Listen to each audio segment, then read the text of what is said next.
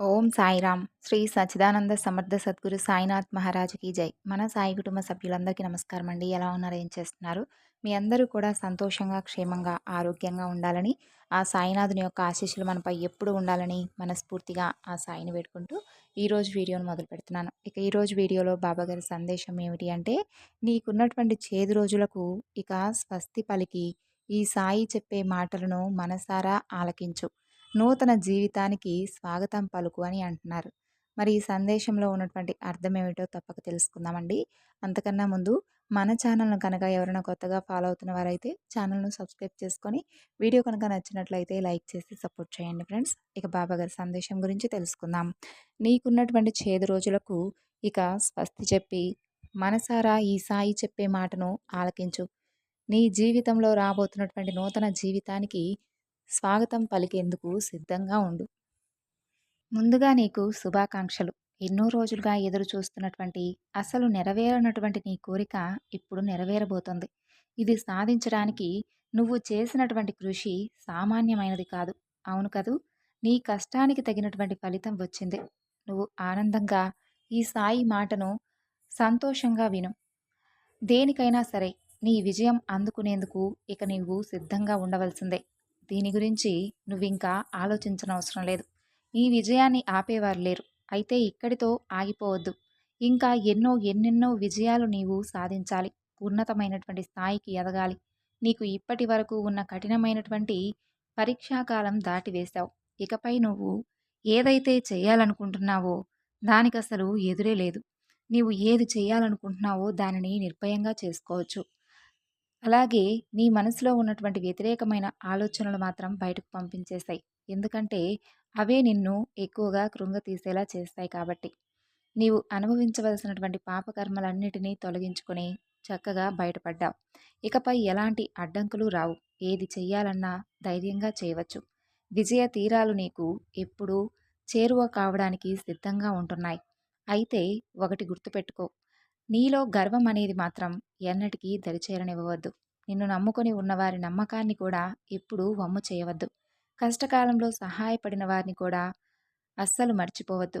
నీవు స్థిరపడిన తరువాత ఇంకొందరి ఎదుగుదలకు నీ వంతు నీవుగా కాస్తైనా చేయూత ఇవ్వు. అంటే నీ చేయి నీకు తగినటువంటి విధంగా వారికి ఏదైనా సరే మంచిగా సహాయం చెయ్యి. ఇప్పుడు నువ్వు సాధించినటువంటి ఉద్యోగం నిన్ను, నీ కుటుంబాన్ని కూడా సంతోషాలతో ఉంచబోతుంది. స్థిరమైనటువంటి మొదటి మెట్టు ఎక్కావుగా, ఇక వచ్చినటువంటి ప్రతి అవకాశాన్ని చక్కగా అందుకొని విజయ పతాకం ఎగరవేస్తావు. కష్టాలు, కన్నీళ్లతో విసిగి వేసారిపోయావు. ఇక మీదట వాటన్నిటికీ కూడా కాలం చెల్లిపోయింది. ఆనందంగా నీ కుటుంబంతో రోజులు గడపాలని నువ్వు ఎన్నో రోజుల నుండి కలలు కన్నావుగా, అవన్నీ నెరవేరబోతున్నాయి. ఇదంతా కూడా కేవలం నీ వల్లే జరిగింది బావా అని అంటావేమో.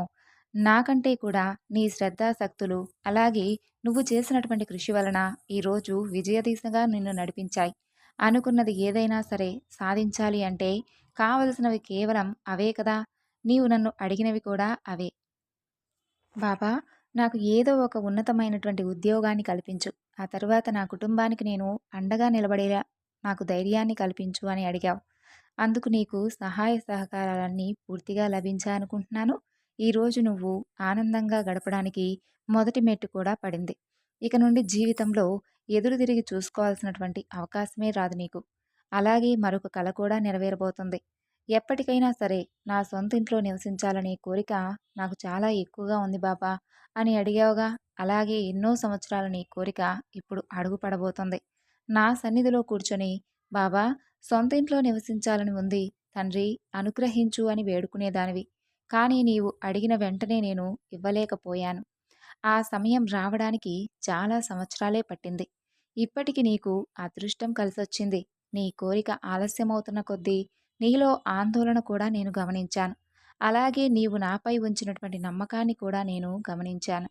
నీవు మాత్రం ఎక్కడా కూడా అపనమ్మకాన్ని కానీ, అలాగే ప్రతిరోజు కూడా నాపై ఇంకా ఎక్కువగా నమ్మకాన్నే కలిగి ఉన్నావు కానీ ఎప్పుడూ కూడా నాపై అపనమ్మకాన్ని పెట్టుకోలేదు.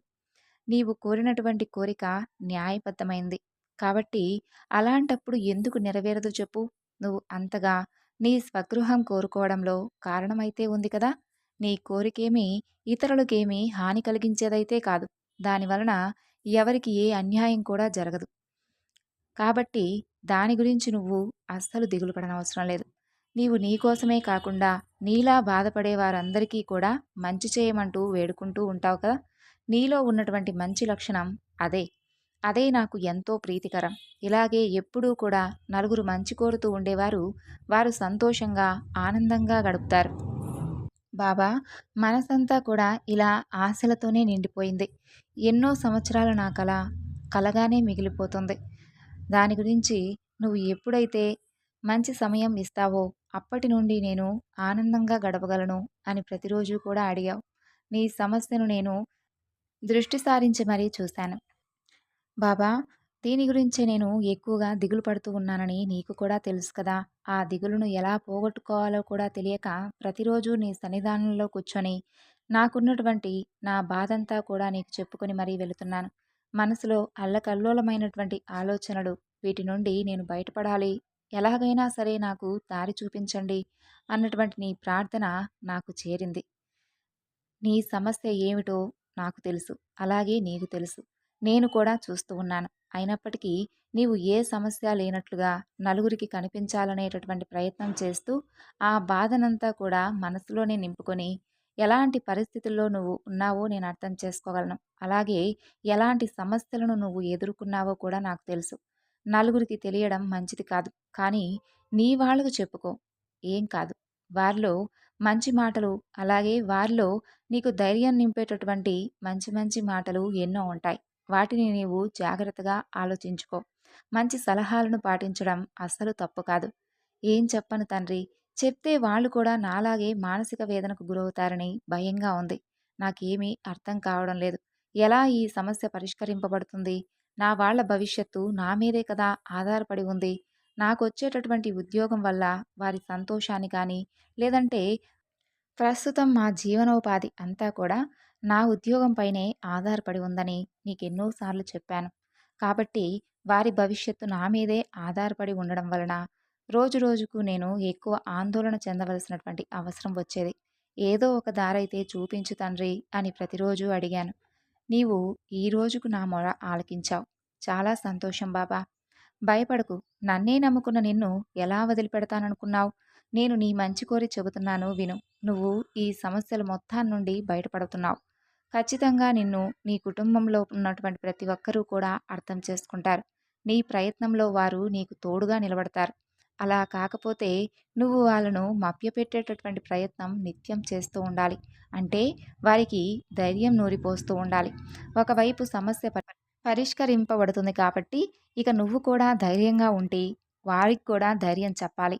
అంతా బావుంటుందని చెప్పి వారికి నీవు నమ్మకాన్ని కలిగించాలి.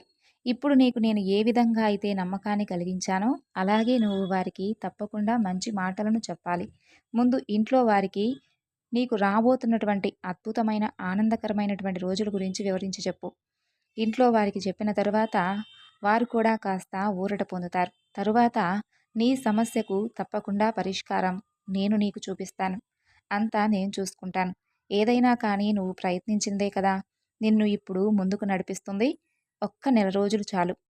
నీ జీవితంలో అనూహ్యమైనటువంటి మార్పును నువ్వు చూడబోతున్నావు. అంతవరకు ఇన్ని రోజులు, ఇన్ని సంవత్సరాలు ఆగి ఉన్నావు. ఈ నెల రోజులు కాస్త శ్రద్ధ సబూరితో ఓర్పుగా ఎదురు చూస్తూ ఉండు. సంతోషంగా ఉండు.